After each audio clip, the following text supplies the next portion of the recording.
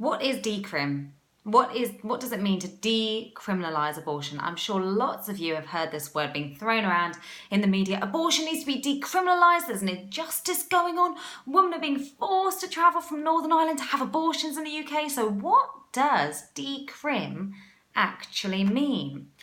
Well, it starts with looking at the Offences Against the Persons Act, because this is what the abortion lobby are trying to do: remove 2 sections from that act. And those 2 sections are section 58 and 59 of the Offences Against the Persons Act. Now let's just look at this act. This act was established to prevent offences against people, and it includes sections on assault, grievous bodily harm, rape, murder, and offences against the unborn person. The intent of the act is to protect lives from offences being committed against them. And in section 58 and 59 it says the unborn child needs to be protected from offences like poisons, instruments of torture, anything that could harm or kill a person. So it says that this person's right to life needs to be protected. So that's what it says under law.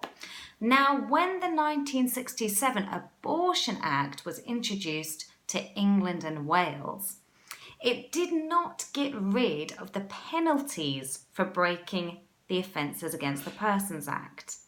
All it did was say you can escape the penalties by having an abortion under very specific circumstances. You need 2 doctors.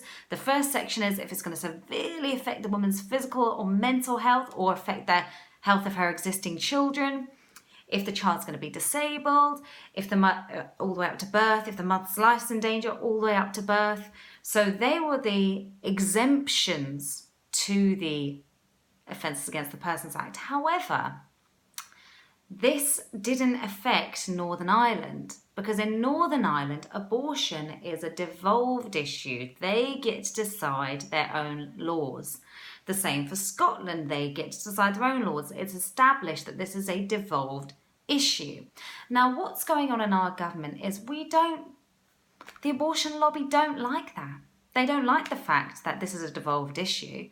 So what they're attempting to do is remove the 2 sections of the Offence Against the Persons Act and force it into Northern Ireland. Force abortion over there without any vote in their own parliament, without any say from the people in Northern Ireland. In fact, a poll in 2018 showed that 2/3 of women in Northern Ireland said we do not want Westminster making the decision on this instead of our own representatives. But this is being cloaked and it's being described as decriminalising abortion. Abortion, women need this. Women need this. They are criminals at the moment if they have abortions. But when we look at actually what it means, it's the unborn child's life deserves to be protected. And it needs to have penalties for if their life is threatened. That's what it actually means. So what decriminalising really means is removing all legal protection for the unborn child, letting it abortion on demand in Northern Ireland up to 28 weeks. In fact, if we did repeal those sections, our Abortion Act here would be null and void. There would be no legal restrictions on abortion. You could have sex-selective abortions. It would be DIY home abortions, mail-order abortions, abortion through coercion, abortions by the school nurse, We would see an epidemic in the abortion rates in the UK already in the past 10 years. We've had not even in the past 10 years, already this year, we have had the highest abortion rates our country has ever seen. We're killing unborn babies on the scale of 200,000 every single year. 1 in 3 women having at least 1 abortion. Between 1 in 4 and 1 in 5 babies are aborted. So what does this country need? It doesn't need less protection for human life. It needs more protection for human life.